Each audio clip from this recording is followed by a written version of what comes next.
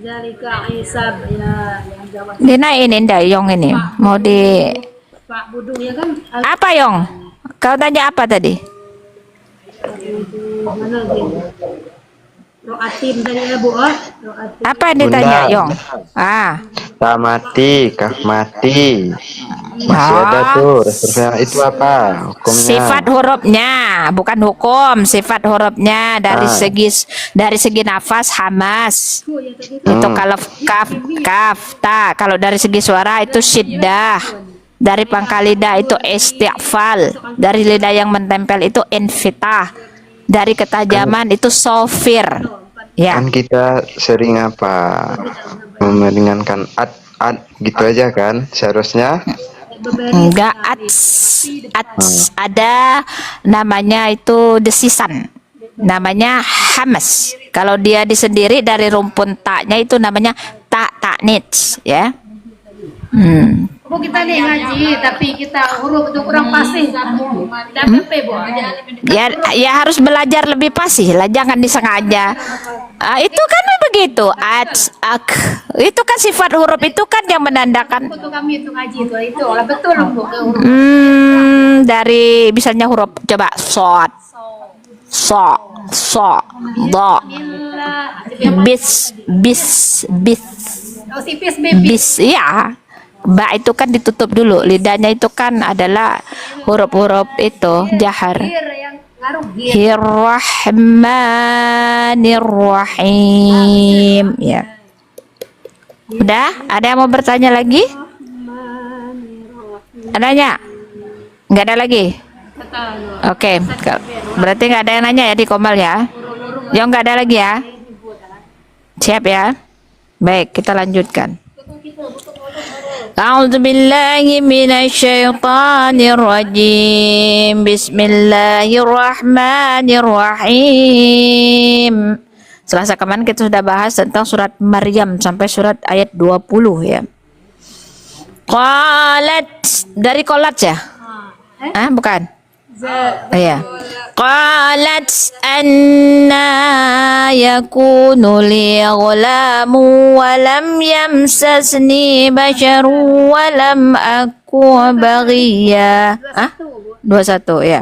Qala kadzalik qala rabbuki huwa alayya hayyin wa linaj'alahu ayatan linnasi wa rahmatan minna wa kana amran maqdiya ya. Jadi ayat 21 surat Maryam. Madhi da itu huruf itbaq, menempel dulu lidahnya ke atas ya. Oke. Tapi salah banyak berarti. Banyak salahnya, maka harus tahu sifatnya. Nah, cepat ngaji ya Bu. Cepat jadi huruf kan. Ya, surat Maryam ayat 21 artinya dia Jibril berkata ya. Ya biar ya. Demikianlah Tuhanmu berfirman. Ini sebelumnya Maryam tuh berkata ayat 20-nya ya. Bagaimana mungkin aku mempunyai anak laki-laki, kata Maryam. Padahal tidak ada pernah seorang pun laki-laki yang menyentuhku dan aku bukan seorang pezina ya. Jadi Maryam ini merasa dia ini takut karena apa? Tidak pernah ada seorang laki-laki yang pernah menyentuh dia, artinya meniduri ya. Kalau menyentuh mungkin adalah bapaknya, mungkin megang bahunya. Dalam kata Quran ini bahasanya itu bahasanya halus. Tidak ada kata pesundal-pesundal di Al-Quran, nggak ada ya. Yang ada itu kata-kata yang halus, menyentuhnya. Menyentuh itu artinya ditiduri ya kan.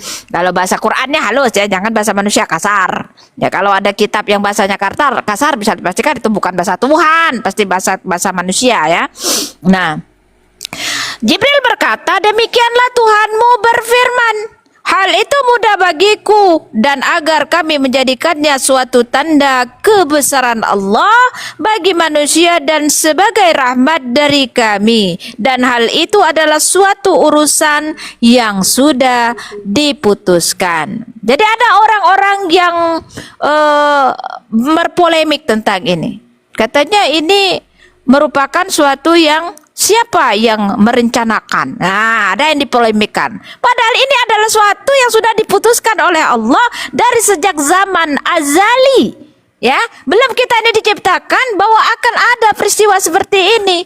Bukan karena ini dirancanakan iblis atau dilaksanakan Tuhan atau gimana. Tidak ada. Ini adalah suatu keputusan yang memang sudah tertulis bahwa akan terjadi.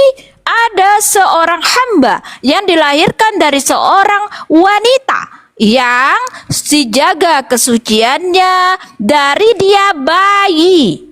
Ya, jadi mengapa Nabi Isa ini digambarkan itu ceritanya sejak ibunya itu menjaga bahwa Maryam itu bukanlah wanita pesundal, melainkan wanita yang suci.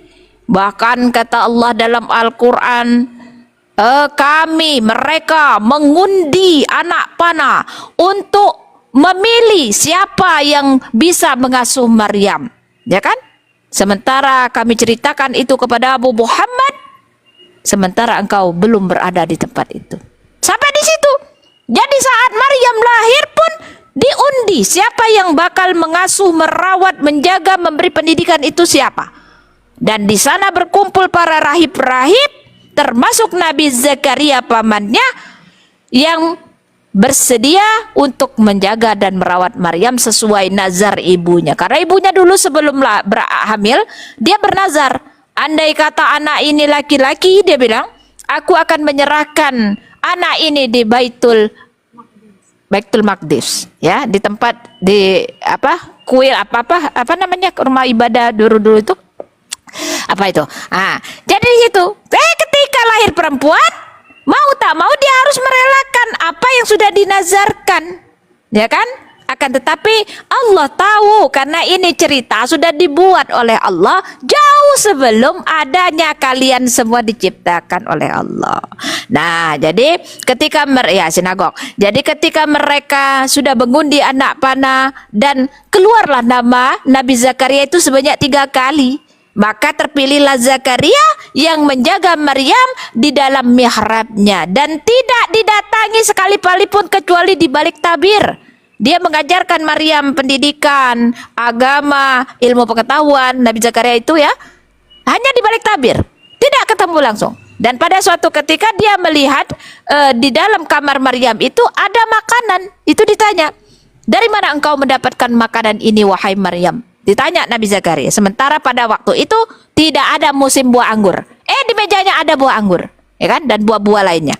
Sesungguhnya Tuhankulah, kata Maryam, yang memberikan karunia kepada siapa yang dia kehendaki. Jadi malaikat pun mengantar makanan kepada Maryam berupa buah-buahan dari surga untuk dimakan Maryam, ya, sebagai menambah kekuatan dan sebagai cikal bakal nanti anaknya dilahirkan itu dari makanan surga, ya, sebagaimana Siti Fatimah. Siti Fatimah itu dijadikan dari buah apel surga, ya.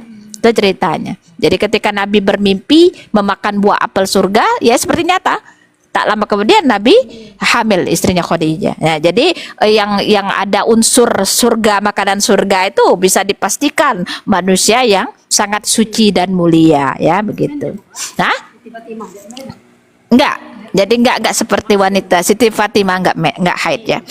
Kita lanjutkan, ya. Nah, maka dia Maryam mengandung. Ya, dia Maryam mengandung, ya. Maryam ini siapa? Wanita yang suci, bukan emaknya Tuhan, ya. Maryam ini bukan emaknya Tuhan. Kalau dia melahirkan anaknya itu Tuhan, berarti dia ini ibunya Tuhan. Ya, udah pasti dia lebih tinggi derajatnya dari anaknya Tuhan tadi. Lalu dia mengasingkan diri dengan kandungannya itu ke tempat yang jauh. Ketika dia diketahui hamil, ya diketahui hamil, setelah datang malaikat itu menyampaikan kabar kepadanya bahwa Maryam, kamu akan hamil. Nanti anak seorang laki-laki yang bernama Isa, ya kan? Ada itu nanti ada ayat lain. Lalu dia hamil, dia ini saatnya kalau dia sudah keluar dari mihrabnya, artinya dia ini sudah mau melahirkan, ya kan? Sudah sakit perutnya, sakit ingin melahirkan. Lalu dia keluar, pergi ke tempat yang jauh dari tempat semula dia dirawat, sempat dia dibesarkan. Nah, kemudian Rasa sakit akan melahirkan memaksanya bersandar pada pongkal pohon kurma. Ya, jadi dia itu sampailah pada suatu tempat yang tinggi yang di dalamnya ada pohon kurma. Dengan rasa sakit yang ada dalam perutnya, dia bersandar kepada pohon kurma tadi. Nah, sekarang kita kaji ayat ini. Mengapa Maryam ini harus merasakan sakit sebagai wanita? Sedangkan dia melahirkan nabi yang suci. Kenapa saja dia tidak merasakan kemudahan dalam melahirkan? Kenapa dia harus merasakan kesakitan di dalam melahirkan? Jawabannya adalah Allah ingin menunjukkan bahwa Allah tahu ada sebagian orang yang menganggap nanti anak Maryam itu adalah Tuhan. Maka dimustahilkan jika Tuhan itu dilahirkan oleh seorang wanita yang benar-benar dalam proses melahirkan secara alamiah. Ya, Nabi Muhammad itu dilahirkan itu nggak tahu siapapun, dia sudah ada keluar dari rahim ibunya. Bahkan yang menjaganya untuk melahirkan itu juga nggak tahu, tiba-tiba dia sudah ada. Jadi proses dia melahirkan itu nggak ada yang lihat. Nah, ini Nabi Isa, Nabi yang mulia. Kenapa Maryam itu harus merasakan rasa sakit yang begitu sakit seperti wanita-wanita pada umumnya, untuk menunjukkan bahwa yang dilahirkannya itu adalah hanya seorang manusia, bukan Tuhan. Ya. Jadi dia itu merasakan kesakitan. Masa Tuhan menyiksa ibunya dengan rasa sakit melahirkan? Tuhannya kurang ajar kalau ada Tuhan yang menimbulkan ketika dia dilahirkan itu ibunya kesakitan. Emang Dajjal, ya kan? Ya kalau Dajjal itu memang ibunya kesakitan. Bahkan ibunya mati, ya, karena Dajjal 1 tahun itu tidak buka matanya dan dia dalam keadaan tidur dan dia tidak menghisap air susu ibunya sehingga ibunya sakit kanker payudara dan mati. Nah, sedangkan Maryam dia harus merasakan sakit dalam melahirkan secara alamiah, padahal dia ini sudah didatangi malaikat. Apa susahnya kalau malaikat, tenanglah Maryam, kau akan mudah melahirkan, betul tidak? Mengapa Tuhan harus menyiksa dia dengan rasa sakit yang begitu luar biasa sebagai wanita yang melahirkan? Mengapa Tuhan tidak menolong dia dengan kemudahan yang luar biasa sebagai hamba yang dimuliakan? Itu menunjukkan bahwa yang dilahirkannya adalah seorang anak manusia, bukan seorang Tuhan. Ya, seperti yang dikatakan, pada hari ini telah lahir Tuhan di kota Daud. Tuhan di kota Daud, nyiksa kali Tuhannya. Ibunya sampai merintih-rintih begitu, memegang pohon kurma. Kok Tuhannya enak-enakan ya? Ya begitu. Ya, jadi inilah mengapa Tuhan memberikan ya contoh kepada kita bagaimana Maryam itu melahirkan dalam keadaan sakit perutnya. Mengapa Tuhan tidak membantunya dengan kemudahan? Bukankah melahirkan itu sangat sakit sekali? Jawabannya itu, ya. Jadi yang dilahirkan Maryam adalah bukan Tuhan, melainkan dalam proses alamiah sebagai anak manusia. Nah, itu ya jawabannya ya. Nanti kalau orang bertanya begitu. Lalu kemudian ya, lalu dia mengasingkan diri dengan kandungannya itu ke tempat yang jauh. Kemudian rasa sakit akan melahirkan memaksanya bersandar pada pohon kurma, ya. Jadi dia itu naik ke suatu tempat yang tinggi, dia bersandar kepada pohon kurma, sakit sekali. Dia berpegangan kepada pohon kurma, bukan dia berada di kandang domba yang banyak ee-nya, ya. Tidak ada. Maryam itu naik masuk ke kandang domba yang banyak ee-nya, jorok kali Maryam, ya kan? Jadi dia berada di di atas di bawah pohon kurma. Dia Maryam berkata, "Wahai, betapa baiknya aku mati sebelum ini dan aku menjadi seorang yang tidak diperhatikan dan dilupakan." Kenapa Maryam mengucapkan kata-kata itu? Karena dia malu. Dia malu. Dia tidak mempunyai seorang suami, dia melahirkan seorang anak. Konsekuensinya ketika dia kembali kepada kaumnya akan berkata, "Hai Maryam, sesungguhnya engkau adalah seorang wanita penzina." Lihat, itu nanti ada bahasa-bahasa itu nanti ada di ayat berikutnya ya. Jadi rasa dia sakit karena dia akan dikata, akan dihina oleh kaumnya sebagai pezina, itu lebih sakit daripada dia akan melahirkan. Jadi sakitnya itu bertambah-tambah. Alangkah beratnya beban Bunda Maryam ini ya, karena dia sudah dituduh, difitnah, kemudian dia melahirkan, gak ada suami, dia sendiri-sendiri, ya kan? Nah, prosesnya itu jelas ya, jelas. Tak ada di dalam surat lain wanita-wanita yang melahirkan kecuali surat Maryam tentang bagaimana Maryam ini melahirkan. Nah, inilah ya yang menjadi contoh kita. Jadi kalau kita pun perempuan-perempuan mau melahirkan, Bu, nggak usah naik tempat tidur, berpegangan seperti Maryam berpegangan kepada pohon kurma, karena memang dia berdiri melahirkannya itu ya, begitu. Dan itu memang diakui oleh kedokteran, memang bagusnya berdiri. Tapi ya kemudian lanjut ya. Maka dia Jibril berseru kepadanya dari tempat yang rendah. Nah, jadi Jibril di sini melihat dia, mengawasi dia dari tempat yang rendah. Berarti Maryam ini berada di puncak bukit, ya kan? Di bawahnya ada Jibril. Lalu dia berseru kepadanya. Di itu aja, Sam ini. Ntar diblokir aja moderator. Gak ada moderator, Bun, Eka. Iya, Bunda Zena kemana ini? Udah, nanti ketombak aku ya. Lanjut ya. Jadi dia ini berada di tempat yang tinggi. Malaikat Jibril berseru kepadanya. Dia melihat dari bawah, ya kan? Nah, lalu ya, janganlah engkau bersedih hati wahai Maryam, kata Jibril. Sesungguhnya Tuhanmu telah menjadikan anak sungai di bawahmu. Jadi ketika itu memang tidak ada sungai sebenarnya, nggak ada sungai. Jadi ketika Maryam itu bersedih hati, menyesali nasibnya, dalam keadaan gundah gulana, dalam keadaan sakit yang bertambah-tambah, ya kan?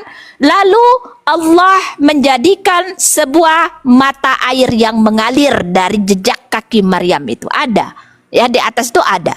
Lalu Maryam itu minum untuk menghilangkan kegundahan hatinya dan menghilangkan rasa sakitnya. Jadi disitulah Allah memberikan pertolongan kepada Maryam yang saat itu memang dia sendirian, tidak ada yang menolong, sakit, letih, haus di tempat yang jauh, bersandar di pohon kurma. Lalu Allah memberikan dia sebuah telaga yang kecil untuk dia minum, menyembuhkan segala luka yang ada pada dirinya. Ya, sebagaimana dengan Nabi Ismail, dari kakinya keluar mata air yang mengandung mukjizat yang luar biasa. Bagaimana juga dengan Nabi Ayub, dari bekas tapak kakinya juga keluar mata air yang bisa mengobati segala penyakit kulitnya dan membuat dia kembali muda. Jadi air ini ya, kenapa ya setiap kali ada mukjizat seperti ini, air inilah yang menjadi obat. Ketika ada orang yang mengalami kesengsaraan, ketika ada orang yang mengalami kegundahan dan macam-macamnya, ternyata kalau dikaji air ini, kalau kita dalam keadaan dahaga atau apa capek, airlah sebagai penyejuk dan sebagai obat yang paling mujarab, ya, itu ya. Nah, kemudian ya, dan goyanglah pangkal pohon kurma, digoyangnya pohon kurma itu ke arahmu. Niscaya pohon itu akan menggugurkan buah kurma yang masak kepadamu. Jadi saat itu, Bu, saat itu sedang musim buah kurma. Jadi kalau dikatakan YUESS itu lahir 25 Desember, bisa dikatakan bahwa itu bohong. Karena buah kurma yang pada saat itu sedang musim buah kurma di Arab Mekah sana sedang musim angin. Artinya sedang yang mengembuskan buah-buah kurma itu berbuah. Jadi bisa dipastikan itu bulannya bulan Juli, Agustus, September. Bukan bulan Desember. Jadi kalau ada orang yang mengatakan dia lahir 25 Desember, itu kelahiran dewa apa itu? Dewa Yunani, ya. Matahari. Ya, dewa matahari, ya. Itu bukan kelahiran dari Nabi Isa alaihi salam. Jadi ini banyak sekali penyimpangan-penyimpangan sejarah yang dilakukan oleh orang-orang kafir ini, bahwa mereka mengatakan Isa itu adalah Tuhan, dari ibunya difitnah sebagai pezina, kemudian anaknya pula ditombak, disalib menebus dosa. Alangkah sedihnya Nabi Isa jika dia mendengar perkataan orang-orang seperti ini yang menuhankan dia, ya. Nah, kemudian kita lanjutkan ayat 26, ya. Maka makan, minum, dan bersenang hatilah engkau. Sudah diberi air yang tadi keluar dari kakinya tadi, jejak kakinya. Lalu kemudian buah kurma itu ya sudah cukup menyembuhkan luka yang ada di hati dan di tubuhnya. Jika engkau melihat seseorang, maka katakanlah, sesungguhnya aku telah bernazar berpuasa untuk Tuhan yang Maha Pengasih, maka aku tidak akan berbicara pada siapapun pada hari ini. Nah, jadi ketika dia sudah merasa baikan, sudah merasa segar, dia bawa anaknya tadi yang baru dilahirkan tadi, Nabi Isa alaihissalam tadi. Ya, dia tidak boleh berkata-kata. Jadi ketika kaumnya menyambutnya, "Hei Maryam, kamu wanita penzina, kamu ini tidak baik, kamu membawa anak haram." Mereka berkata seperti itu. Mereka datang berbondong-bondong menjemput Maryam tadi yang membawa anak kecil. Bahkan ada beberapa pendeta-pendeta yang jahat tadi, mereka menuduh, Zakaria, kamu yang sudah menghamili Maryam. Sedih Nabi Zakaria itu dituduh sebagai menghamili Maryam oleh rahib-rahib yang jahat tadi. Lalu dia bertanya, "Hei Maryam, anak siapa itu yang engkau bawa? Apakah engkau telah berzina, melahirkan seorang anak kepada Maryam?" Diam. "Saya berpuasa pada hari ini dan tidak berkata-kata." Jadi ditanya oleh mereka, Maryam cuma diam, tidak mau menjawab ya. Nah, kemudian ya ayat berikutnya, "Dan kami telah memanggilnya dari sebelah kanan Gunung Sinai." Nah, kira-kira di sebelah kanan Gunung Sinai itu letaknya di mana? Di Bethlehem kandang domba atau kan mana? Ya, kita boleh cari ini di Google Map, bahwa di sebelah kanan Gunung Sinai itu tidak ada Bethlehem ataupun kandang domba, tidak ada. "Dan kami dekatkan dia untuk bercakap-cakap." Ya, jadi di sana diceritakan bahwa dia akan bercakap-cakap anak itu, ya. "Dan kami telah menganugerahkan sebagian rahmat kami kepadanya, bahwa saudaranya Harun menjadi seorang nabi." Kok tiba-tiba dia disandarkan kepada Harun, sementara Harun itu ratusan tahun di atasnya, bukan sejaman dengan Maryam? Kok disandarkan dengan Harun? Jadi gini, kebiasaan orang-orang Israel itu, Bani Israel itu, kalau ada orang yang suci, orang yang mulia, mereka selalu sandingkan kepada orang-orang terdahulu, orang-orang mulia. Nah, jadi Harun ini adalah saudaranya Musa, dan dia termasuk orang yang dimuliakan oleh Allah sebagai nabi, ya. Nah, dan ceritakanlah Muhammad, ya. Mana? 27 nak. Oh, 27, salah. Sorry. Ya. Oh, salah. Ya, lanjutan tadi ya. Ya, bayi tadi ya. Ya, kemudian ya ini. Kemudian dia Maryam membawa dia ya bayi itu kepada kaumnya. Nah, dibawalah bayi itu tadi kepada kaumnya, dikerunung sama kaumnya, ya, ditanya dia tentang siapa anak itu. Dengan menggendongnya, maka kaumnya berkata, "Wahai Maryam, sungguh engkau telah membawa sesuatu yang sangat mungkar." Artinya Maryam di sini membawa hasil anak zinanya, kata mereka, bukan kata Quran. "Wahai saudara perempuan Harun," ya, saudara perempuan Harun itu tadi dinisbatkan kepada Nabi Musa, dan itu kebiasaan Bani Israel yang selalu menyatakan bahwa orang-orang suci itu, ya, mereka termasuk keluarga yang mulia. Maryam itu dianggap mereka itu seperti Harun dengan Musa. "Ayahmu bukan seorang yang buruk perangai, dan ibumu bukanlah seorang perempuan pezina." Ya, berarti Maryam ini keturunan orang mulia. Dia bukan keturunan dari orang pezina-pezina ataupun ayahnya seorang yang tukang berzina, tidak. Ya, maka dia Maryam tidak mau ngomong dia. Dia cuma menunjukkan kepada bayi ini. Bayi ini, ya, kepada anaknya. Mereka berkata, "Bagaimana kami akan berbicara dengan anak kecil yang masih dalam ayunan?" Artinya baru beranak, berahirkan baru berapa jam. Apakah bayi yang baru berapa jam tadi sudah bisa bicara? Bagaimana mungkin, kata mereka. Isa. Ya tidak mungkin lah bagi orang-orang yang tidak beriman, tentu itu mustahil. Nggak mungkin ada seorang bayi yang bisa berbicara, ya. Nah, lalu apa? Bayi itu berbicara tatkala mereka memaksa ibunya Maryam untuk mengatakan bahwa anak ini adalah anak siapa atau anak haram. Lalu bayi yang kecil itu berkata, "Qala ini Abdullah." Sesungguhnya aku adalah seorang hamba. Aduh, hujan. Adalah seorang hamba, ataniyal kitaba wa ja'alani nabiyya. Ya. Maka sesungguhnya aku adalah seorang hamba. Dia memberiku kitab Injil dan dia menjadikan aku seorang nabi, ya. Jadi itu perkataan mukjizat dari Nabi Isa alaihissalam ketika dia baru dilahirkan dan bisa berbicara. Ini kedengaran nggak nih? Soalnya hujan. Ya, ada, ya. Nah, habis suaraku ini kan.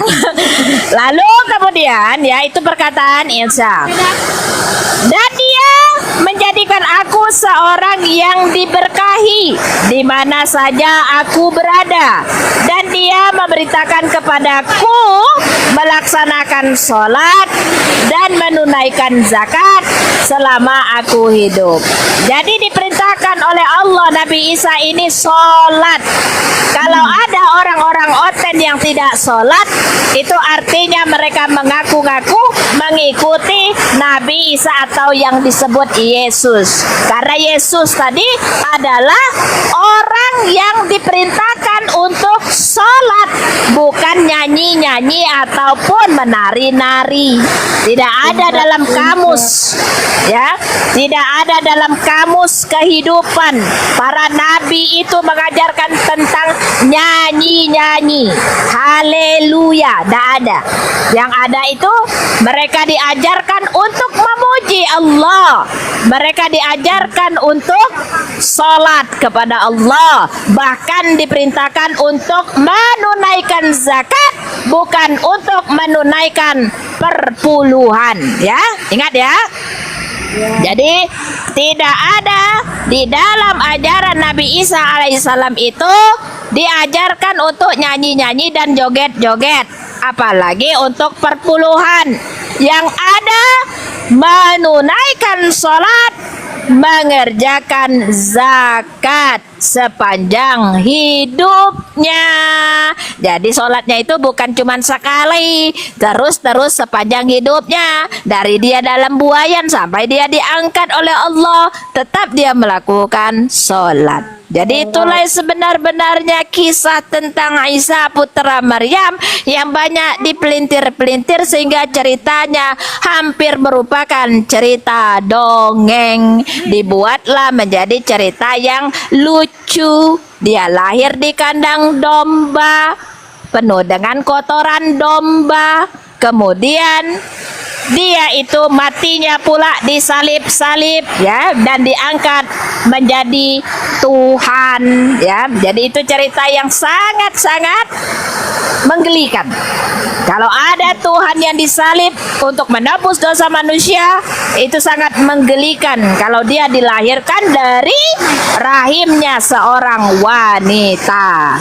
Nah, kemudian ya, ayat 35 Allah berfirman, tidak patut bagi Allah, tenang, tidak patut bagi Allah untuk memiliki anak. Turunkan nanti nombak. Kok nombak, Bu? Saya kan mau bertanya, mana tahu ada. Bentar. Nombak banyaknya. Tidak patut, tidak pantas bagi Allah. Allah mempunyai anak. Mengapa dari ayat ini ketika Nabi Isa mengatakan bahwa dia ini adalah seorang hamba, lalu dikatakan Allah di ayat berikutnya tidak patut, ya kan? Tidak patut Allah itu mempunyai anak karena Allah sudah tahu dari lahirnya Nabi Isa itu setelah dewasanya dia akan dituhankan sebagai anak Tuhan. Maka ayat ini belum kita bersuara, kok tiba-tiba Tuhan mengatakan dirinya tidak patut bagi Tuhan itu mempunyai anak. Karena Tuhan Allah sudah membantah perkataan-perkataan mereka setelahnya yang menuhankan Nabi Isa alaihi salam. Ya, Maha suci dia. Apabila dia hendak menetapkan sesuatu, maka dia hanya berkata kepadanya, jadilah, maka jadilah sesuatu. Tidak usah pula dia menyebut pada mulanya adalah firman. Firman kemudian bersama Allah. Allah kemudian firman kemudian menjadi daging. Daging menjadi manusia. Gak penting. Karena itu akan bertele-tele. Kalau kita sebut dia menjadi daging, tentu dia akan menjadi bakso, bukan menjadi manusia. Karena kalau untuk menjadi manusia itu ada prosesnya.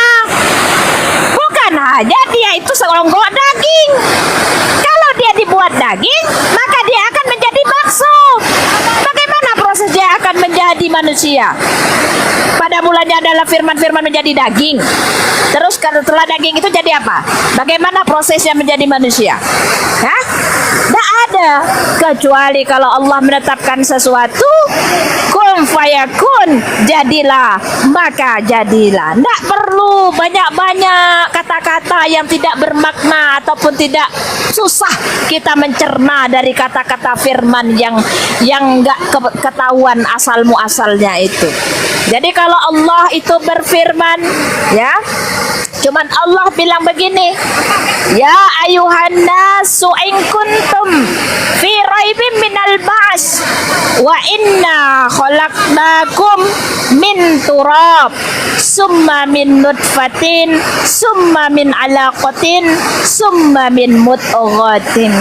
Hai manusia yang tidak percaya kepada hari kiamat, sesungguhnya kami menciptakan kamu dari tanah, lalu kami ciptakan kamu dari air mani, lalu menjadi segumpal darah, menjadi seonggok daging, dan menjadi janin. Begitu dalam perut ibumu. Bukan dia menjadi, pada mulanya adalah firman menjadi daging, daging menjadi bakso. Nah gitu ya.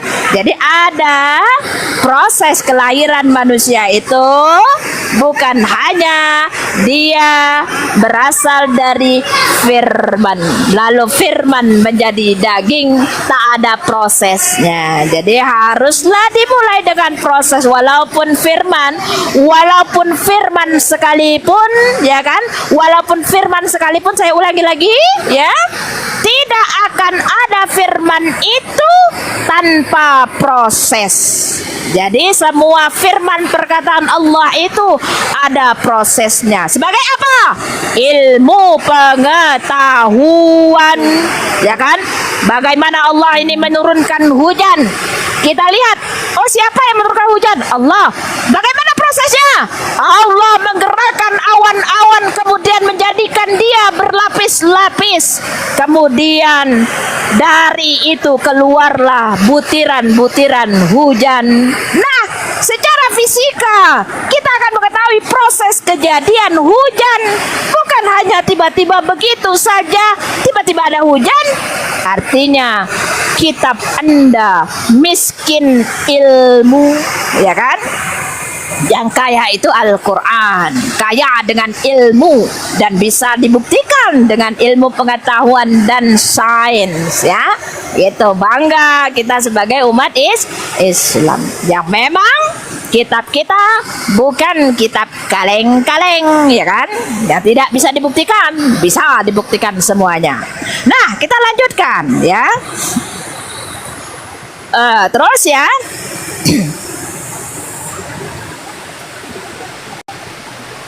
Dan tadi sampai kola ini Abdullah, ya, dia menjadikan aku diberkahi di mana saja, ya. Kemudian dia berbakti dan berbakti kepada ibuku, ya. Bukan dia durhaka. Kalau dia tidak berbakti, berbakti, tentu dia tidak mengatakan, "Hai ibuku, aku adalah Tuhan, kau adalah ibuku, sembahlah aku sebagai Tuhan." Anak durhaka. Jadi Isa ini bukanlah anak durhaka, melainkan anak yang berbakti kepada ibuku, katanya ibunya. Bukan nyuruh ibunya menyembah dia sebagai Tuhan. Dan dia tidak menjadikan aku seorang yang sombong lagi celaka. Saya ulangi ya. Tidak menjadikan dia sombong lagi celaka. Ya, artinya dia di sini tidak disalib. Tidak mungkin dia celaka, disalib, dibunuh dan sebagainya. Tak mungkin. Sudah jelas. Dia bilang, menjadikan aku orang yang tidak sombong dan juga tidak celaka, ya begitu. Nah, ya hati-hati ya. Jadi Nabi Isa itu tidak celaka ataupun ditombak, dibunuh, tidak ada. Ya, dia tidak celaka. Dan kesejahteraan semoga dilimpahkan kepadaku pada hari kelahiranku, pada hari wafatku, dan pada hari aku dibangkitkan hidup kembali. Ya, apakah dia wafat dengan kata-kata ini? Orang-orang kafir bilang, "Oh, Nabi Isa telah wafat dan dia akan dibangkitkan kembali."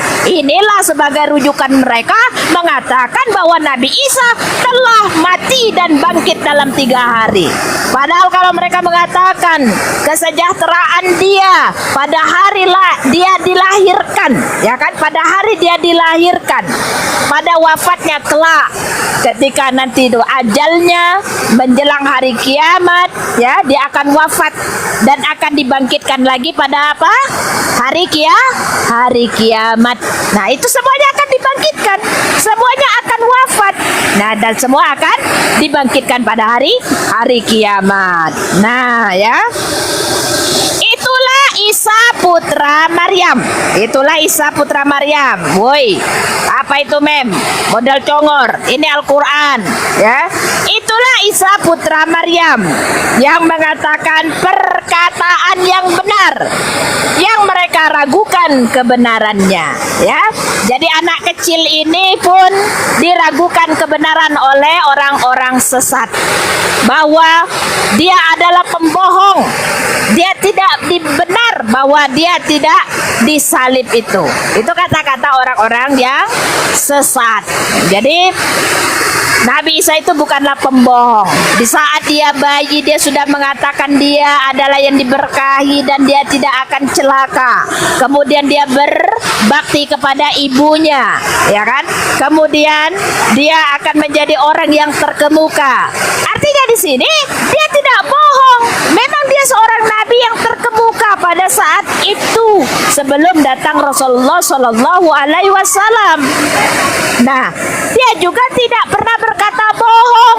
Dia tidak akan celaka, dia tidak akan ditombak, dia tidak pula akan disalib. Itu katanya. Nah, ya. Kemudian ya.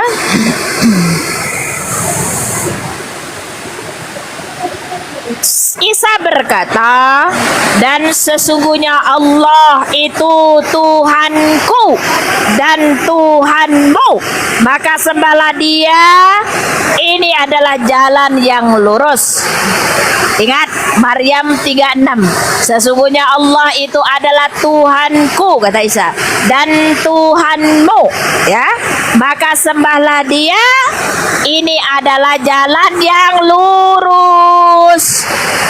Maka jangan sembah dia sebagai Tuhan. Sembahlah Allah, Tuhannya Isa, Tuhannya kamu, bukan Isa sebagai Tuhan.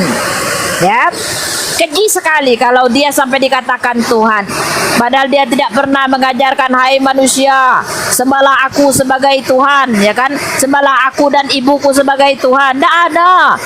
Jadi yang gila ini siapanya? Manusia, manusianya yang tidak waras. Nabi ya tetap waras. Nabi adalah orang-orang yang mulia. Gak mungkin dia berbohong. Maka yang tidak waras ini adalah orang-orang ini yang menuhankan dia. Ya. Hotel. Ayat 37, maka berselisihlah golongan-golongan di antara mereka, Yahudi dan Nasoro. Maka celakalah orang-orang kafir pada waktu menyaksikan hari yang agung. Ya, jadi orang-orang Yahudi, Nasoro, mereka berselisih tentang siapa yang disalib dan siapa yang mati. Lalu kata Allah, mereka itu pada waktunya orang-orang kafir itu kafir itu akan menyaksikan hari yang agung. Kapan hari yang agung itu? Hari kiamat. Di sanalah mereka akan dibukakan matanya bahwa apa yang mereka perselisihkan selama ini dengan dalil mereka yang pakem, dengan prasangka mereka yang begitu hebat mengatakan Isa adalah Tuhan. Lalu Allah akan tunjukkan dan Allah akan bertanya kepada Isa, ada di ayat lain, wahai Isa, apakah engkau dan ibumu mengatakan bahwa kalian adalah orang, maksudnya Tuhan? Maha suci engkau ya Tuhanku, kata Isa, sekali-kali kami tidaklah patut untuk menyatakan hal yang demikian. Malu Isa dan ibunya karena disembah-sembah sebagai Tuhan. Ya, alangkah tajam pendengaran mereka dan alangkah terang penglihatan mereka pada hari mereka datang kepada kami. Tetapi orang-orang yang zolim itu, zolim pada hari ini di dunia, berada dalam kesesatan yang nyata. Jadi orang-orang yang beriman, mereka datang kepada Allah dan dibangkitkan dalam keadaan tidak buta. Sementara orang-orang yang zolim, yang mengatakan pada hari ini mereka bertuhankan atas Isa alaihissalam, mereka dalam kesesatan yang nyata. Laqad kafarul ladzina qalu innallahu wa masihun ibn Maryam. Laqad kafarul ladzina qalu innallahu wa salisu salasa. Kata Allah jelas, sungguh kafirlah orang-orang yang mengatakan Isa putra Maryam adalah Tuhan. Sungguh kafirlah orang-orang yang mengatakan Tuhan itu satu di antara tiga. Ya, jadi jangankan tiga, dua saja nggak boleh, apalagi satu di antara tiga. Ada Bapa, ada Roh, ada Anak. Jadi bagaimana ketika mereka mengatakan bahwa ada Bapa, ada Roh, ada Anak, kemudian mereka mengatakan bahwa Bapa memperanakkan anaknya. Bagaimana caranya kira-kira seorang Bapa beranak anaknya kalau tanpa ada istrinya? Apakah jenis kelamin dari Tuhannya? Sudah tentu kalau dia Bapak, jenisnya adalah laki-laki. Sudah tentu kalau dia beranak, tentu jenisnya perempuan. Berarti Bapak ini adalah hermafrodit, dua jenis kelamin. Bingung menentukannya. Benar dah, Bu? Benar dah? Masa Bapak memperanakkan seorang anaknya? Katanya Bapak itu apa laki-laki apa perempuan? Kalau disebut Bapak itu Bapak laki-laki. Tapi kok dia beranak? Berarti dia punya jenis kelamin perempuan dan laki-laki. Bagaimana caranya? Oh, ternyata ada satu makhluk yang diciptakan oleh Allah, hanya satu saja, yaitu iblis. Tapi dia bisa berkembang biak menjadi banyak. Satu iblis ya. Ternyata iblis punya kelamin di paha kiri perempuan, kelamin di paha kanan laki-laki. Bisa jadi bapaknya seperti iblis, mempunyai dua kelamin, ya. Bisa jadi, jangan marah loh. Nah, lanjutkan ya. Ayat 39, ya. Dan berilah mereka peringatan tentang hari penyesalan. yaitu ketika segala perkara telah diputuskan, sedang mereka dalam keadaan kelalaian dan mereka tidak beriman, ya. Jadi tujuan kita ini naik di sini di Komal ini memberi peringatan, bukan memberi hidayah, bukan, memberi peringatan.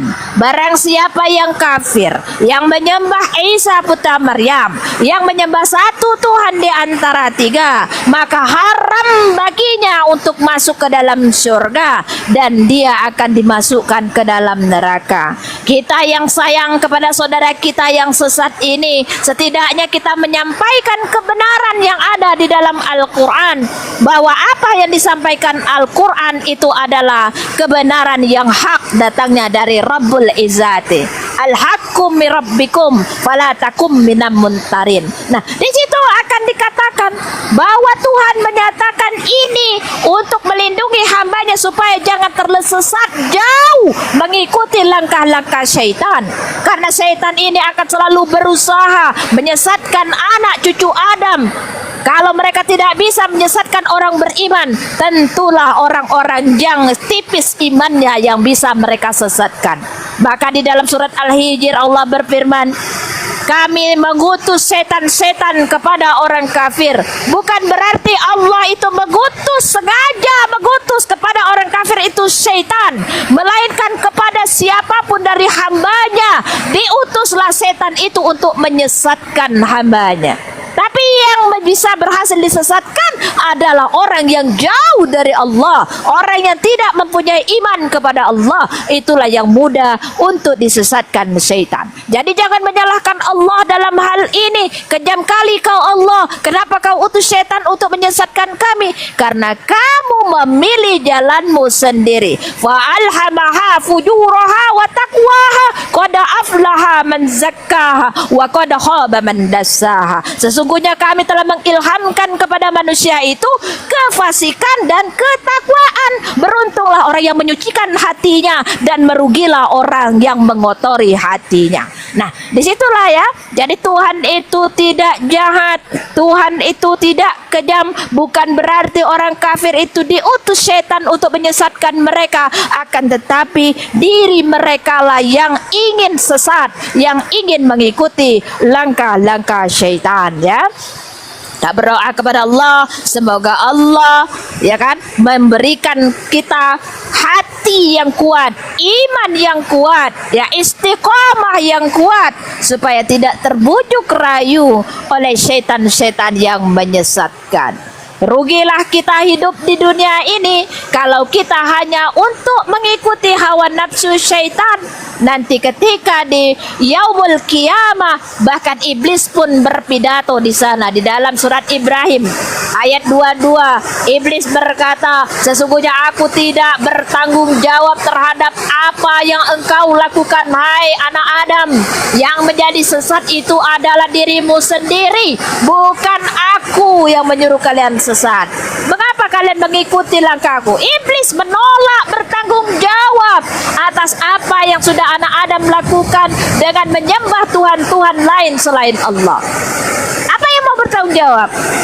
Nabimu, Paulusmu, ataupun siapa yang mengajakmu untuk sesat di jalan Allah ini? Mereka sendiri memikul dosa-dosa mereka, ditambah dosa-dosa menyesatkan orang lain. Tidak ada daya mereka kecuali kepasrahan atas siksaan yang Allah berikan kepada mereka pada hari itu. Nah, kita lanjutkan ya. Ayat 40, sesungguhnya kamilah yang mewarisi bumi dan semua yang di atasnya, dan hanya kepada kami mereka dikembalikan. Ya, maksud dari ayat ini adalah setelah seluruh alam ini hancur, maka hanya Allah yang kekal. Makanya Allah bilang, sesungguhnya kamilah yang mewarisi bumi. Kami itu kata Allah, Allah dan para malaikatnya, ya, bukan Allah itu banyak, bukan. Kata kami, kata jamak di sini menandakan bahwa Allah itu dengan pembantu-pembantunya yaitu para malaikat. Nah, lalu dia mengatakan, kami akan mewarisi bumi, bukan kamu. Kamu tidak mewarisi bumi, melainkan hanya tinggal sebentar saja di atas bumi sebagai orang yang numpang. Nanti kalau yang diwariskan adalah yang pemilik haknya, yaitu Allah Subhanahu wa taala. Jadi itulah, di mana kau akan lari, wahai orang penyembah-penyembah Tuhan-Tuhan selain Allah? Cari bumi yang bukan ciptaan Allah, ya, tinggallah di sana kalau kalian dapat, atau bumi ciptaan Roh Kudus, atau bumi ciptaan Yesus. Cari kalau ada, ya, gak bakal ketemu. Nah, inilah ya yang wajib kita pahami. Nah, ini mau diteruskan nggak? Lagi hujan nih. Ini sudah selesai ya. Ini Oke. di surah Maryam tadi pembahasan itu. Kita lanjutkan ya, ayat 40 surat Maryam. Sesungguhnya yang wassalamu tadi. 41 ya. Kenapa? Yang wassalamu yauma wulidtu itu, Ubang Atu itu Yang mana? bukannya ini ya diutus kembali ya? Yang mana? Yang ini wassalamu yauma wulidtu wa yauma amutu wa yauma ub'atsu hayya. Coba ulang Ayat lagi berapa? boleh? Ayat berapa? Tahu saya itu yang saya cuma hafal ayatnya. Udah lewat tadi itu. Ayat 31 ya, udah lewat itu. Tadi kamu terlambat katanya. Saya tidak mengulangi lagi yang sudah lewat. Ya, ayat 41 ya. Dan ceritakanlah Muhammad kisah Ibrahim, ya. Jadi ini ada asbabun nuzulnya, bahwa ketika para sahabat bertanya kepada Rasulullah tentang bagaimana kisah Ibrahim, lalu turunlah ayat ini menjelaskan, ceritakanlah hai Muhammad kisah Ibrahim di dalam kitab Al-Quran, bukan kitab Taurat. Jadi Al-Quran ini bukan mencontek kitab Taurat, Zabur ataupun Injil, walaupun cerita itu sama, ada cerita Israiliyat kata mereka, tetapi cerita ini ada di dalam Al-Quran. Kita tidak ngepek, kita tidak nyontek, kita tidak pula membuka-buka kitab orang lain tentang kisah para nabi. Di dalam Al-Quran diceritakan dengan jelas kisah Sul Anbiya. Kalau di kitab mereka kisah para rasul, ya kan? Di sini kisah Sul Anbiya, kisah para nabi. Nah, di dalam kitab Al-Quran sesungguhnya dia seorang yang mencintai kebenaran. Apa yang dimaksud dengan kebenaran di sini? Nabi Ibrahim adalah seorang nabi yang sangat cepat membenarkan semua hal yang gaib yang datang dari Allah. Itu maksudnya ya. Nah, dan seorang nabi, ya. Jadi Nabi Ibrahim inilah dinamakan Abul Anbiya, bapak para nabi. Selain dia menurunkan anak-anak yang banyak jadi nabi, dia juga adalah seorang nabi yang mendapat perintah syariat dari Allah. Pertama, melakukan haji. Kedua, dia bertauhid dengan kepada Allah, karena dia dilahirkan dari seorang bapak yang bernama Azar, pembuat patung berhala. Maka dia ini ketauhidannya luar biasa. Dia tidak percaya kepada patung-patung. Ketiga, Nabi Ibrahim ini dia disunat, ya. Jadi itu perintah Allah kepadanya tentang Nabi Ibrahim, Abul Anbiya, bapaknya para nabi. Jadi kalau dikatakan, kok kenapa Nabi Muhammad itu dia bersunat? Ya iyalah, kan kaum Quraisy ini kan penduduk Makkah, keturunan Nabi Ismail dari milah Ibrahim, itu terus melanjutkan tradisi bersunat. Betul tidak? Betul, karena Ismail ini putra Ibrahim, melanjutkan milah Ibrahim yaitu bersunat. Nabi Ibrahim bersunat usia 80 tahun pakai kapak.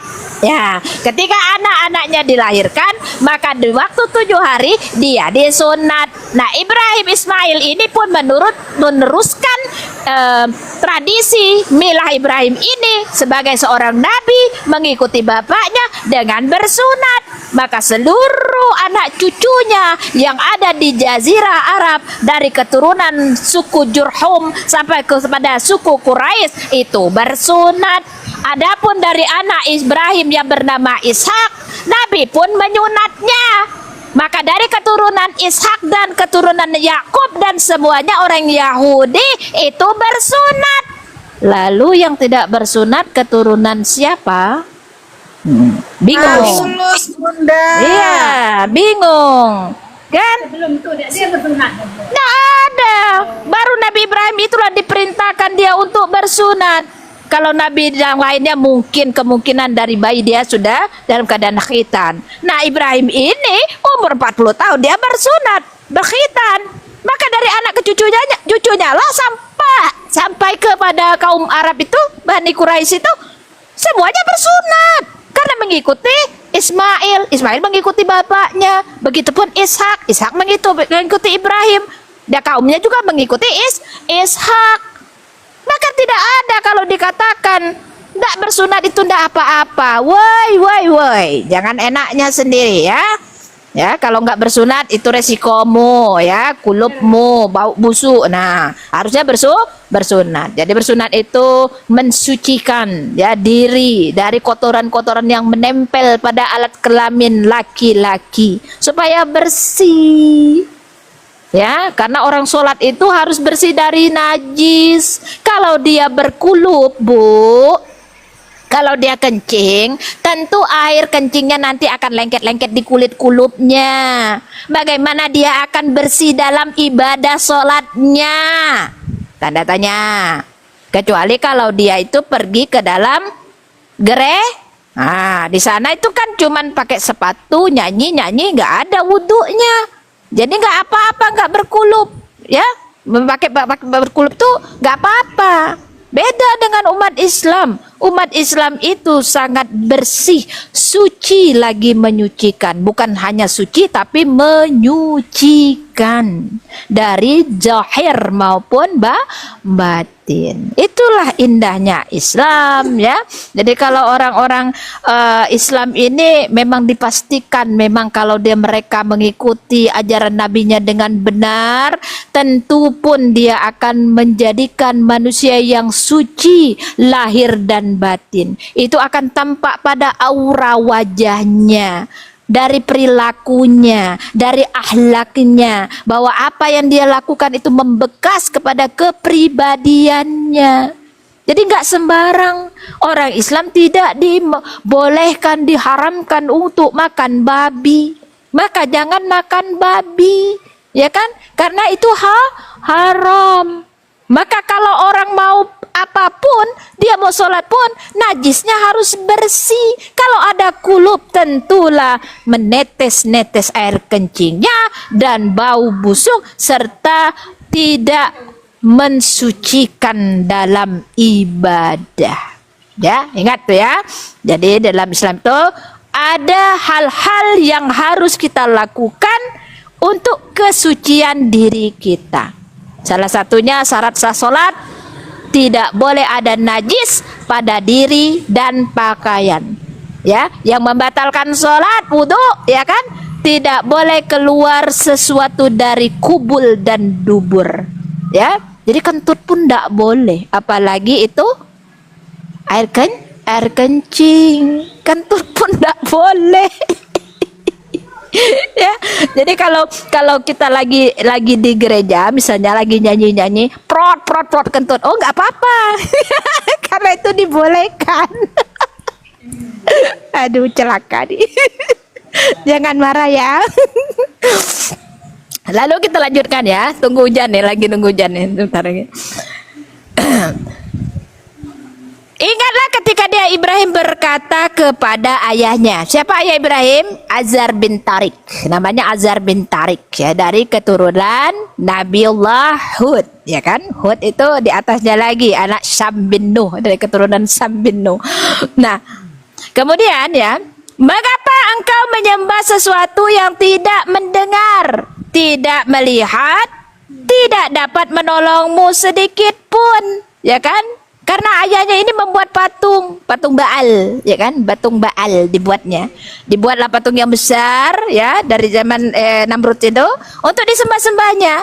Jadi orang yang berpikiran ini, orang yang punya hati hati, punya pikiran, kemudian punya ilmu ataupun kepintaran, pasti dia merasa kok patung ini dibuat oleh manusia.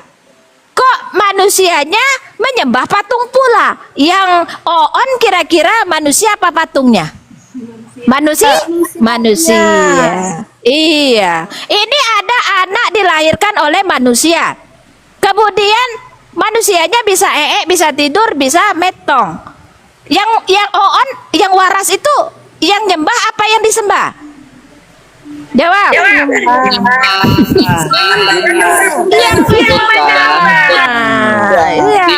Di Markus disebutkan orang-orang gila itu Iya. dia sudah Udah waras, dia pasti, tidak udah pasti yang menyembah sesuatu yang diciptakan, ya kan?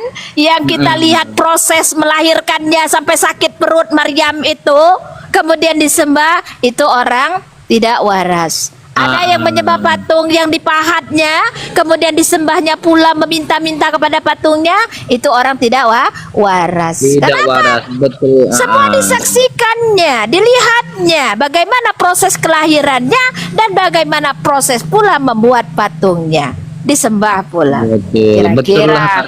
memanglah orang ini, kata Allah ya, innal ladzina kafaru min ahlil kitabi wal musyrikina fi nari jahannam khalidina ulaika hum syarrul bariyah. Sesungguhnya orang ahli kitab dan orang-orang musyrik itu akan dimasukkan ke dalam neraka dan kekal di dalamnya, dan mereka inilah seburuk-buruk makhluk. Jadi iblis itu buruk. Tapi ada yang lebih buruk, orang yang menduakan Tuhan. Menigakan pula, bukan hanya dua, menigakan pula ya.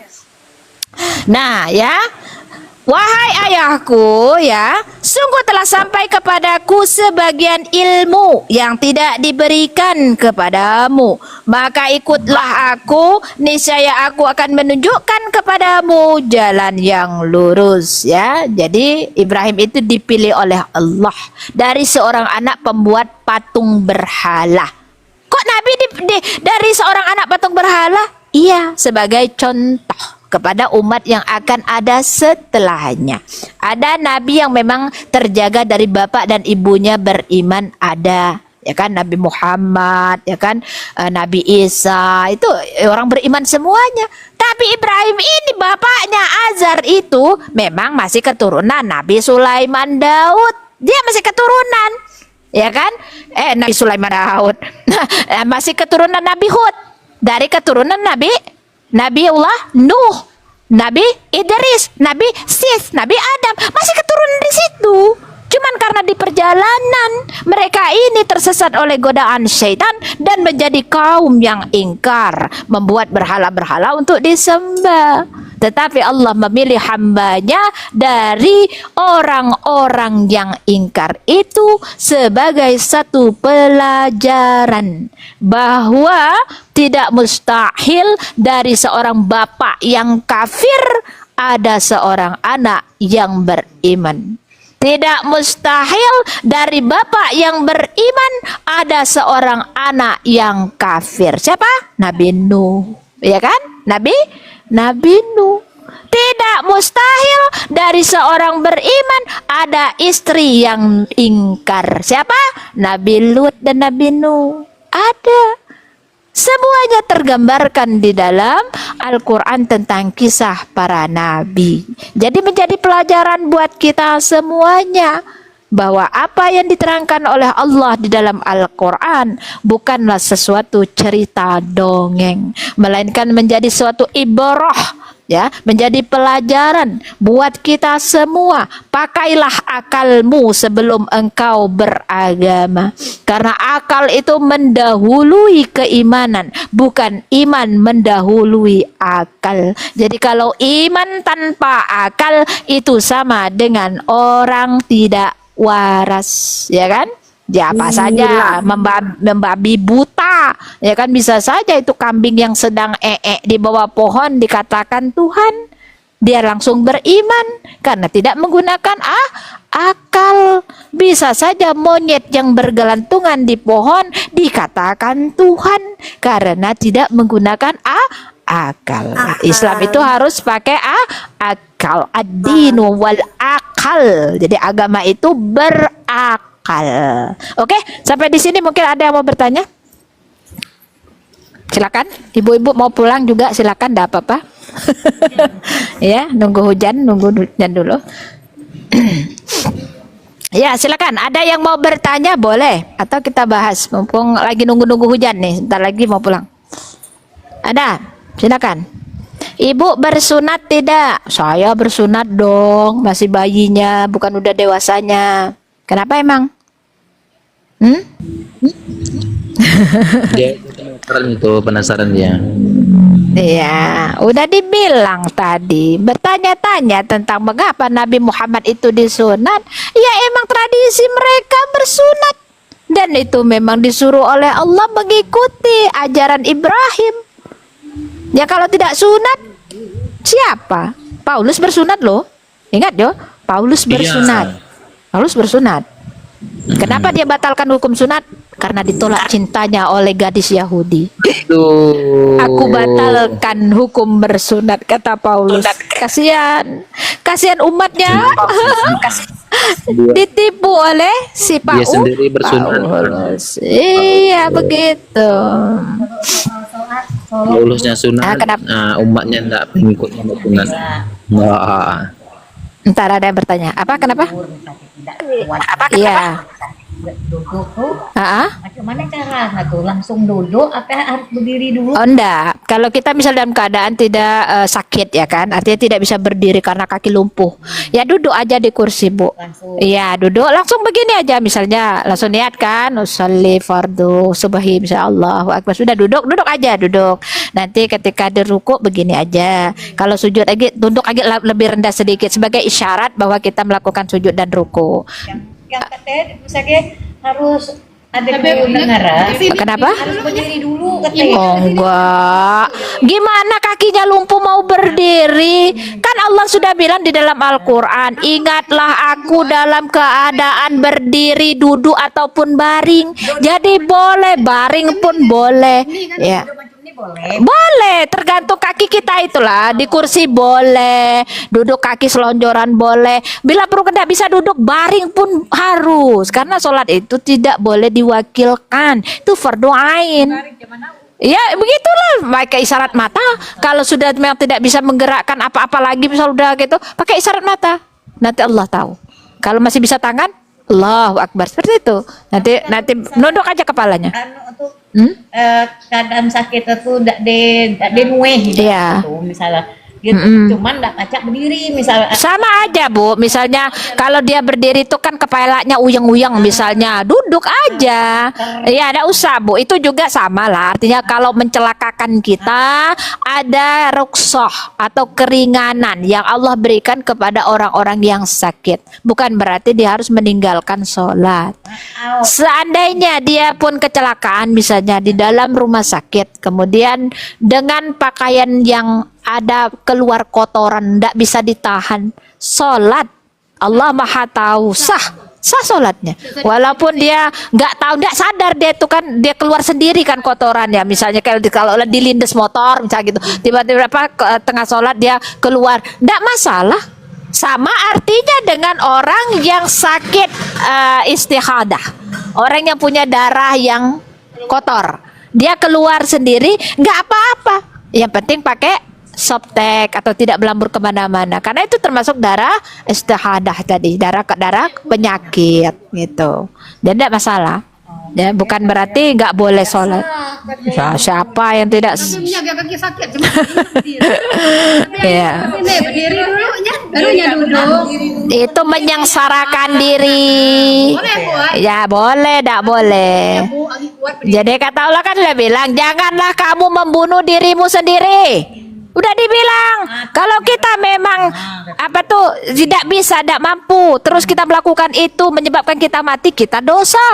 Allah sudah memberikan keringanan bahwa ada hal-hal tertentu kita tidak melakukan sebagaimana biasanya. Kita berpegang. Nggak usah itulah ya kan.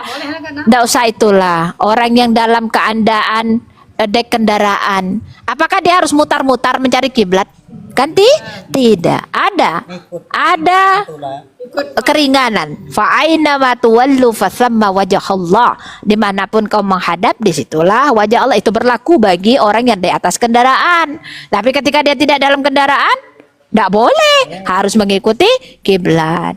Ya gitu, ya, jangan dipaksakan. Kayak puasa tuh. Nah, Kalau bisa kita kan bisa maksakan puasa ini, misal sunah-sunah tuh awak-awak ya. Tapi kita saking nak ngambil amal tuh tadi ya Mak. Jangan, pokoknya jangan sampai membunuh diri kita sendiri, ya kan? Sedangkan jangankan puasa sunnah, puasa wajib pun ibaratnya boleh tidak puasa dengan membayar fidyah. Kalau orang yang sakit memang lama, ndak bisa-bisa, ya apa-apa. Ya, cuman bukan berarti dimudah-mudahkan. Kemudahan itu karena ada sebabnya. Ya, Sebabnya itu. ada sebabnya. Ya silakan, mungkin ada yang mau bertanya. Ini jangan di mute semua ini, tanya aja. Ada yang bertanya nggak? Langsung duduk macam ni ke jadinya, Bu. Iya kayak gitu. Dari awal. Bu dulu kenalan. Lanjut Bunda, lanjut. Nggak bertanya. Enggak, ini sudah selesai. Sesi tanya jawab, sesi tanya jawab. Mau tanya bertanya silakan. Lanjut. Indah, Yang di bawah bertanya. minta naik, mau nanya. Nah, ayo naik aja. Naik. Siapa yang mau naik? Juhara ya. Ya, silakan Pak Juhara. Silakan mau bertanya apa? Silakan. Saya mau Assalamualaikum, Pak bertanya Juara. Bunda, bolehkah? Iya, boleh, silakan. Nah, begini Bunda, Mau bertanya. kalau orang yang sakit itu Bunda, artinya dia sholat, dia tidak boleh buat apa-apa, hanya baring saja. Tidak apa-apa Iya. dia sholat kalau dia berwudhu. Begitu pertanyaan saya. Jangan. Kalau berwudu dia harus berwudu. Tapi misalnya keadaan dia ini nggak boleh kena air, misal dia luka-luka atau apa, dia harus tayamum. Jadi harus tayamum Pak, nggak boleh, nggak sah sholatnya tanpa wudu atau tayamum. Jadi harus bertayamum, ya kan? Tayamum kan tidak pakai air, cuma pakai debu saja yang menempel, sebu baru, ya kan? Cuman hanya ini saja, ini tayamum, ya kan? 1 kali boleh, 3 kali boleh sesuai hadisnya. Kemudian ini ada yang sampai sini boleh. Udah selesai. Itu tayamum. Oh iya Bunda, terima kasih Bunda. Terima Iya, kasih. boleh. Ya. Ada yang mau bertanya lagi? Tetangga ya no kalau ya. Daerah sini-sini. Nggak ada ya, Alhe? Kok pada diam semua sih? Ini kemana orangnya nih? Pada diem semua nih. Ya dah, apa? Posisi hamil kan nuwe. Ya. Konterotan yang kejang-kejang Kak di bawah Kak. Posisi berdiri itu lah Fatihah terus dia kuat langsung baring tapi salah posisi baring harusnya Nggak apa-apa. Lanjutkan sholat dalam keadaan apapun, walaupun baring yang hadap kemana-mana, nggak masalah. Nggak masalah. langsung jatuh langsung ke baring. Nggak apa-apa. Nggak boleh diputus sholatnya kecuali kamu pingsan, ya udah. Artinya kalau pingsan, ya. Kalau kentut itu kira-kira membatalkan sholat tidak? Betul. Ada yang bisa jawab enggak? Kentut itu membatalkan sholat enggak? Batal. Dari Karena mana? apa yang keluar dari lubang depan dan lubang belakang, entah itu kentut, kotoran, segala macam. Itu syarat sah sholat apa syarat sah wudhu? Kentut. Itu membatalkan wudhu, tidak membatalkan sholat. Tetapi ketika wudhunya batal, sholatnya batal. Itu kalau ditanya, kentut batalkan sholat tak? Tidak, membatalkan wudhu. Wudhunya batal karena sholatnya batal karena apa? Karena wudhunya batal. Kan gitu jawabnya. Apa? Iya, kalau sudah kentut ya bubar aja sholatnya, ambil wudhu lagi, sholat lagi, nggak bisa Tapi bagaimana diteruskan. kalau Bun? Ah, Tidak. ya. Tapi bagaimana kalau kan saya pernah dengar Ustadz toh ada kentut yang tidak membatalkan sholat kalau kentut itu tidak bunyi dan tidak berbau. Maksudnya secara tidak sadar kita sementara Sementara kita suci toh bunda kan biasa ada Dalam saya ada rasa kurang buang angin toh bunda. keraguan ya, was-was ya, dalam keraguan itu berarti ya. Biasanya dalam keadaan kita begitu Kalau toh, Bunda, sudah kan? ragu, sudah was-was bahwa aku kentut mau berbunyi, mau busuk atau tidak, batal, ya kan? Kalau kau tidak ragu, ya kan, kau yakin bahwa kau tidak kentut, lanjutkan saja. Tapi kalau kentut tidak ya kentut, itu ragu, namanya was-was, ya, tidak boleh. Bunda, Iya, Bun. kalau Ya. makan Bunda, kalau makan Makan tidak membatalkan sholat. Kumur, Mana? sayang. Mana ada wudhu makan membatalkan wudhu? Tidak ada. Ada nggak Makan itu syarat-syaratnya kalau wudhu? Nggak ada. Tidak ada. Kumur, supaya tidak ada sisa-sisa Iya. tertinggal di gigi. Cuman kalau makan Makan itu kan itu- nggak boleh sambil sholat tuh nggak boleh. Makan setelah sholat bunda batal nggak? Enggak lah, sudah sholat makan. Aduh ya Allah. Ya silakan. Dapat tak pulang? Lanjut nih masih ada tanya. Dapat pulang? Ah. Ya lanjutkan. Saya ini belum pulang dan lagi ntar lagi masih hujan. Gila kan pulang deh. Ya lanjutkan. Yang mau bertanya? Mumpung saya sekalian nggak usah ditutup nih komalnya, langsung saya lanjutkan aja. Ya di sini aja ada apa-apa. Pulang lah, Oh, sudah pakai ada. mobil. Dapat. Maria itu puasa bagaimana dengan anaknya Tuhan Yesus? Tuhan Yesus. Maria yang mana yang puasa ini? Maria mana yang puasa ini? Kami nggak kenal Maria Magdalena itu. Yang kami kenal itu Maryam Putri Imran. Nah itu. Gila ikan masak tadi. Dah ada. Gimana? Abang Oh, kami yes. itu buat. Oke. Dapat. Ntar lagi asar nih. Ya. Jawab, tanyalah. Aku belum pulang. Ntar lagi. Ya ada tanya jawab, enggak mau bertanya. gilir Ya Bunda, itu ya saya mau bertanya lagi satu kali lagi Bunda. ya Minta maaf 10 ya, kali Bunda. juga enggak apa-apa. 10 Kalau- kali juga enggak apa-apa. Ya Bunda, kalau pertanyaan saya bila salah, maafkan saya ya Bunda. Cuma saya karena kurang pengetahuan makanya saya mau Ya. tanya Bunda. Ya, gini Bunda. Kalau Ya. contoh macam diri saya nih, rajin saya mengerjakan namanya sholat 5 waktu. Tapi saya tidak pintar baca Al-Quran. Cuma hati saya, niat saya mengingat saja kepada Allah Subhanahu wa Ta'ala. Itu wajib gak Bunda? Wajib. Kata Allah kan bacalah apa yang mudah bagimu. Kan Allah sudah bilang, bacalah yang mudah bagimu. Kalau kau tidak tahu, bacalah yang mudah-mudah yang kau ketahui. Jangan kau macak-macak pula. Nanti kau bacakan surah Al-Baqarah sampai kemana-mana, ya kan?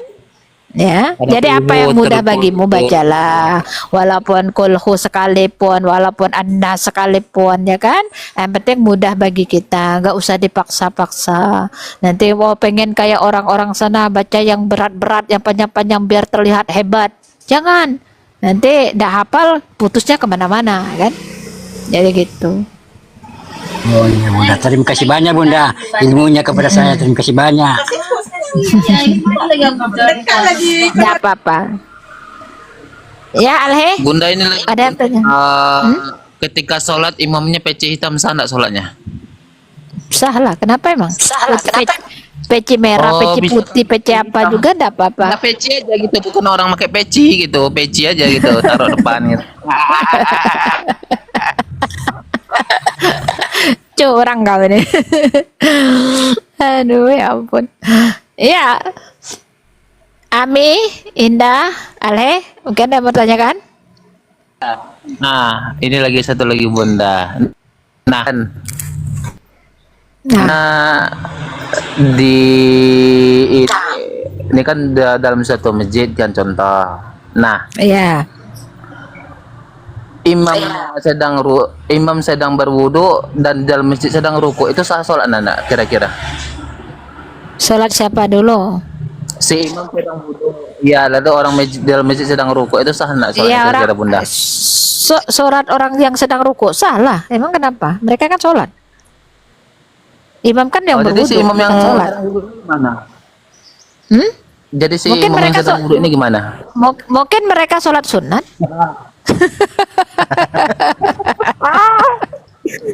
Enggak, jemaah loh Bunda, bukan sholat sunnah, sholat ini, sholat wajib. Aduh, iya imam di mana? Iya. Mungkin imam di masjid lain. Bukan, dia kan di masjid yang sama, dipertanyakan di masjid yang sama. Enggak semuanya kan melaksanakan sholat wajib. Nah, lalu si imam sedang wudhu gitu. Sana sholat mereka yang di masjid itu gitu. Iya, mereka itu berimam dengan siapa sholatnya? Iya itu pertanyaan si imam kan sedang wudhu tadi. Pertanyaan saya. Loh, Gimana kan itu? Bunda? makmum kan mengikuti imam. Ya kalau dia dia belum sholat sedangkan makmum sudah sholat itu bukannya bermakmum namanya. Nah, jadi Itu sholat. Jadi sedang wudhu tadi.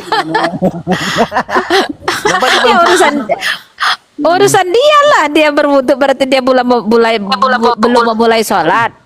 Belum memulai sholat, coba terus Bunda. makmumnya sudah sudah ruku. Emangnya makmumnya itu bisa dikatakan makmum kalau tidak ada imamnya? Kau Ya. juga Ya kan- pertanyaan salah.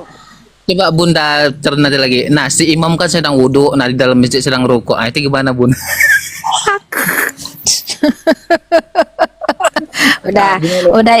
udah jangan main-main ke situ. Ada yang serius-serius yang benar-benar. Nah, maksud saya tuh yang si imam itu memang namanya imam ya. Jadi yang di masjid memang ada imam juga gitu, imam pimpin sholat. Yang saya tanya itu imam yang namanya imam wudhu gitu, sedang wudhu. Gitu, itu ada 2 orang gitu. Bukan imam sholat gitu. Namanya imam. Ya tapi kan nggak masuk akal kalau imam yang di sholat itu dia berwudu sementara sudah ada jemaahnya yang ruku, gimana ceritanya? Iya, maksud saya itu imam ini namanya imam bukan imam sholat gitu. Memang kebetulan memang imam gitu. Ya ampun. Astagfirullah. Ya, paham. Yang Nabila. itu namanya imam. Bunda. Mau bertanya, tanya. Bunda Zainal atau kemana-mana deh. Ngehe dia tuh, baru ngehe dia. Aduh, udah selesai Bunda, sudah pulang nih, lagi nunggu hujan. Dari tadi Malas. udah minta naik ke atas, nggak dinaik-naikin sama Bunda. Ih, gergetan pengen cubit aja. Tadi udah di bawah dari tadi tuh. Blokir-blokirin penombak ada 10 lebih, penombak di bawah. Iya, kalau enggak kena lagi aku. Kemarin udah kena. Iya. Penombaknya banyak banget di bawah. Aku di bawah aja dari tadi, Bunda. Astagfirullahaladzim. Gak dinaik-naikin di atas, bengong aja dia. Asik bercakap-cakap. Aduh. Udah ya, kalau enggak itu lagi kita rungkatin aja kalau enggak ada pertanyaan. Udah cukup. Saya dengarkan di bawah tadi. Oke lah. Oke ya. Baik, sebelum saya tutup ya pengajian kita, malah kita mengucapkan alhamdulillahirabbil alamin.